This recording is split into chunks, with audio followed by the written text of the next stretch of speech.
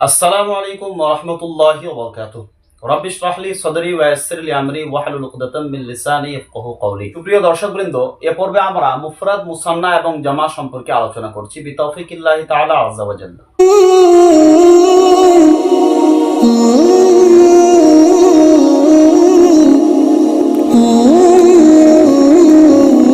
সংখ্যা ও বচনের দিক দিয়ে কালেমা তিন ভাগে বিভক্ত। এক হলো মুফরাদ, দ্বিতীয় মুসান্না এবং তৃতীয় হলো জামা। মুফরাদ বলতে এক বচন, যেটাকে সিঙ্গুলার বলা হয়। এখানে মুসান্না, মুসান্না বলতে দ্বিবচন, ডবল। আর জামা অর্থাৎ প্লুরাল, যেটাকে বহুবচন বলা হয়। যাই হোক, মুফরাদ, মুসান্না এবং জামা কাকে বলা হয়, আমি চারটা ভাগ করে এক একটা ভাগে তিনটা করে উদাহরণ তুলে ধরেছি। 3 4 12, সর্বমোট 12টি উদাহরণ আমি তুলে ধরেছি। এগুলার দিকে একটু লক্ষ্য করি। প্রথম বাক্যে লক্ষ্য করুন, আলিফের বা বাক্যটা তাইবাল আমিলু করাআতিল বিনতু আসমারাতিশ শাজারাতু। এরকমই প্রত্যেকটা উদাহরণের শেষ শব্দটি ইসিম। দেখুন, আল আমিল, বিনতু, শাজারাতু, আমিলানি, বিনতানি, শাজারাতানি, প্রত্যেকটা বাক্যের শেষ শব্দটি হলো ইসিম।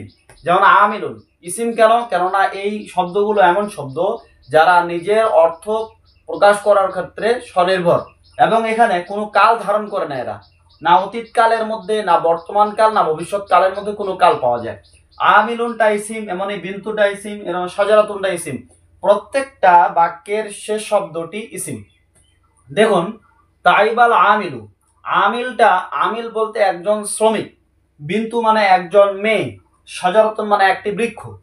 এখানে লক্ষ্য করুন, আল আমিল, আল বিন্তু আর শাজারাতু, এই ইসিমগুলো এমন ইসিম যা দ্বারা একটি শ্রমিক, একটি মেয়ে, একটি বৃক্ষ বুঝে আসে। অর্থাৎ এক বাক্যে বলা যায় এই শব্দগুলো এমন শব্দ বা এমন ইসিম যা দ্বারা একটি সংখ্যার বস্তু বুঝে আসে, একটি জিনিস বুঝে আসে। জেনে রেখো, যে শব্দ দ্বারা একটি সংখ্যা বুঝে আসবে, একটি জিনিস বুঝে আসবে, সে শব্দকে মুফরাদ বলা হবে। অর্থাৎ মুফরাদের অপর নাম আবার ওয়াহিদও বলা হয়। তা আমিলটা তাহলে মুফরাদ, বিন্তুটা মুফরাদ, শাজারাতুনটাও মুফরাদ। মুফরাদ বলা হয় এমন ইসিমকে যা দ্বারা একটি সংখ্যার জিনিস বুঝে আসে, যেমন আমিলুন, বিন্তুন, শাজারাতুন। যাই হোক, এবারে বায়ের উদাহরণগুলো লক্ষ্য করুন। তাইবাল আমিলানি করাআতিল বিনতানি আসমারাতিশ শাজারাতান। এই আমিলানি দুটো শ্রমিক, আল বিনতানি দুটি মেয়ে, আর শাজারাতানি দুটি বৃক্ষ। এই যে আমিলান, বিনতান, শাজারাতান দুটি জিনিস বুঝে আসছে। যে ইসিম দ্বারা দুটো জিনিস বুঝে আসবে তাকে মুসান্না বলা হয়। মুসান্নাকে আবার তাসনিয়া বলা হয়, মানে ডবল নাউন। যাই হোক, তৃতীয় ভাগের উদাহরণগুলো লক্ষ্য করুন। তাইবাল উম্মাল করাআতিল বানাত মাতাতিল আসজার। এমনই ভাবে দালের উদাহরণগুলো, ইজাহিদুল মুসলিমুনা তুজাহিদুল মুসলিমাতি বাশশিরিস সাবিরিন। এই দুটো বাক্যের প্রত্যেকটা উদাহরণের শেষ বাক্যটি দেখুন জামা। আমিল, উম্মাল, আমিলুনের জামা মানে বহুবচন। বানাত এটাও বহুবচন। আসজার এটাও বহুবচন। এ দ্বারা, এই শব্দ দ্বারা দুইয়ের অধিক জিনিস বুঝে আসছে। উম্মাল দুটো শ্রমিক না, দুটো শ্রমিকের অধিক বুঝে আসছে। বানাত দুটি মেয়ে না, দুটি মেয়ের অধিক মেয়ে বুঝে আসছে। আসজার দুটি বৃক্ষ না, দুটো বৃক্ষর অধিক বৃক্ষ বুঝে আসছে, মানে অনেকগুলো। যাই হোক, যে ইসিম দ্বারা দুইয়ের অধিক জিনিস বুঝে আসবে সেই ইসিমকে জামা বলা হয়। জামার অপর নাম হলো মাজমু। জামার অপর নাম মাজমু। আমরা এবারে জামার প্রকারভেদ সম্পর্কে আলোচনা করছি বিতাওফিকিল্লাহি তাআলা আযজা ওয়া জাল্লা। দ্বিতীয় আলোচনা, জামা বা মাজমু তিন ভাগে বিভক্ত। জামা তাকসির, জামা মুযাক্কার সালিম, জামা মুআন্নাস সালিম।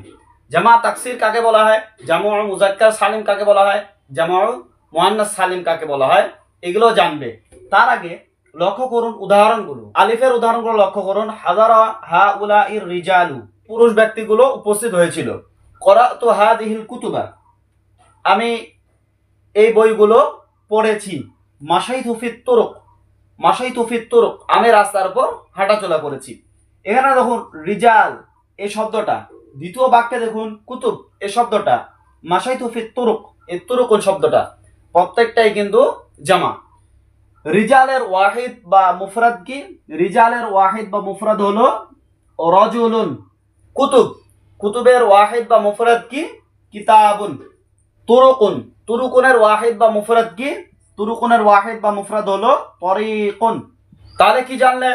রিজালুন, কুতুবুন, তরিকুনের যথাক্রমে ওয়াহিদ বা মুফরাদ হলো রাজুলুন, কিতাবুন আর তরিকুন।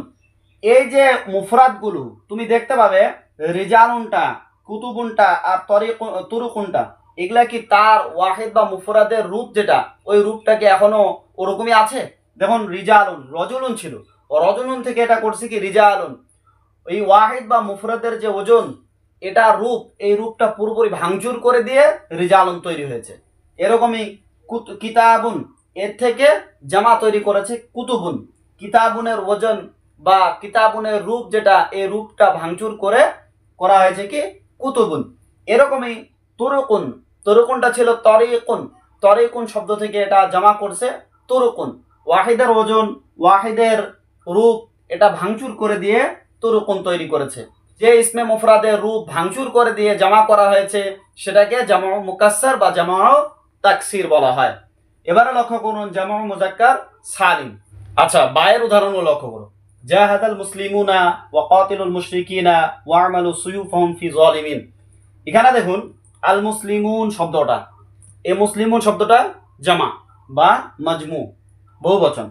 মুশরিকিন, এটাও বহুবচন। মুসলিমুন এর ওয়াহিদ কি, মুফরাদ কি মুসলিমুন। মুশরিকিন এর ওয়াহিদ কি মুশরিকুন। এরকমই ওয়ামালু সুয়ুফাহুম ফি যালিমিন, যালিমিন শব্দের ওয়াহিদ বা মুফরাদ এক বচন কি যালিমুন। লক্ষ্য করুন মুসলিমুন শব্দটা, মুশরিকুন শব্দটা, যালিমুন শব্দটা, এগুলো কিন্তু মুজাক্কার। মুসলিমুটা মুজাক্কার, মুশরিকুন মুজাক্কার, জালিমুটা মুজাক্কার। এবং এগুলার যে মুফরাদ বা ওয়াহিদের যে ওজনটা, রূপটা, এই রূপটা কিন্তু ওরকমই আছে। দেখুন মুসলিমুন শুধু শেষে ওয়া আর নুন যুক্ত করেছে। এখানে মুশরিকুন, মুশরিকুনের শেষে শুধু ইয়া আর নুন যুক্ত করেছে। এখানে জালিমুন ইয়া আর নুন যুক্ত করেছে, জালিমুনটাকে জালিমিন করে দিয়েছে। বুঝে আসলো এমন ইসিম যেটা ওয়াহিদ বা মুফরাদের রূপটা ঠিক তেমনই থাকে, ওটাকে জামা করা হয়, এই জামাটাকে বলা হয় জামা মুজাক্কার সালিম, মানে যার ওয়াহিদের ওজনটা সালামাত আছে, জামা মুজাক্কার সালিম। তাহলে জামা মুজাক্কার সালিম বুঝে আসলো। এবারে জামা মুআন্নাস সালিমের উদাহরণ লক্ষ্য করো। তাসুমুল মুসলিমাত করাতু আরবা সফহাতিন। লক্ষ্য করুন তাসুমুল মুসলিমাত, এই মুসলিমাত শব্দটা, এখানে সফহাত শব্দটা, এগুলা কিন্তু কি জামা, বহুবচন। মুসলিমাত এর ওয়াহিদ হলো মুসলিমাতুন, সফহাতের ওয়াহিদ হলো মুফরাদ হলো সফহাতুন। লক্ষ্য করুন মুসলিমাতুন এই মুফরাদটা জামায় আসার পরেও এর যে রূপ বা ওজনটা, এটা কিন্তু বাকি আছে, এটা কিন্তু খণ্ড বিখণ্ড হয়ে যায়নি, এটা কিন্তু পরিবর্তন ঘটেনি। মুসলিমাতুনের শেষে শুধু আলিফ এবং তা যোগ করে মুসলিমাতুন করে দেওয়া হয়েছে। এরকমই সফহাতুনটাও সফহাতুন আলিফ আর তা যোগ করে জামা করা হয়েছে। এরকম জামাগুলোকে বলা হবে জামা মুআন্নাস সালিম। আজকের এ পর্বে যা কিছু জানলাম তার সংক্ষিপ্ত রূপ। বচন ও সংখ্যার দিক দিয়ে কালেমা তিন প্রকার, মুফরাদ, মুসান্না এবং জামা।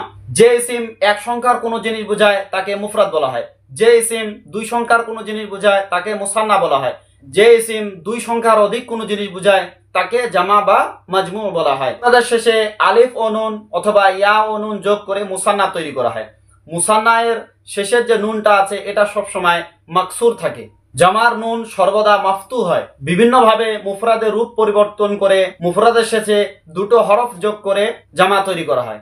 ওজন বা আকৃতি হিসাবে জামা হলো তিন প্রকার, জামা মুজাক্কার সালিম, জামা মুআন্নাস সালিম আর জামা তাকসির বা জামা মুকাসসার। মুফরাদের রূপ পরিবর্তনের মাধ্যমে যে জামা তৈরি করা হয় এই জামাকে জামা মুকাসসার বলা হয় অথবা জামা তাকসির বলা হয়। মুফরাদের রূপ পরিবর্তন না করে মুফরাদের শেষে ওয়াও নুন অথবা ইয়া নুন যোগ করে যে জামা তৈরি করা হয় এই জামাকে বলা হয় জামা মুজাক্কার সালিম। মুফরাদের রূপ পরিবর্তন না করে মুফরাদের শেষে আলিফ ও তা যোগ করে যে জামা তৈরি করা হয় এই জামাকে বলা হয় জামা মুআন্নাস সালিম। জামা মুজাক্কার সালিম শুধু আকিলের ক্ষেত্রে বানানো হয়, পক্ষান্তরে জামা মুআন্নাস সালিম আকিল ও গায়র আকিল সবার জন্যই জামা মুআন্নাস সালিম তৈরি করা যায়। আজকে এতটুকুই। ভালো থাকুন, সুস্থ থাকুন, সদা সর্বদা আশরাফ ইসলামী একাডেমিতে জুড়ে থাকুন। আসসালামু আলাইকুম ওয়া রাহমাতুল্লাহি ওয়া বারাকাতুহু।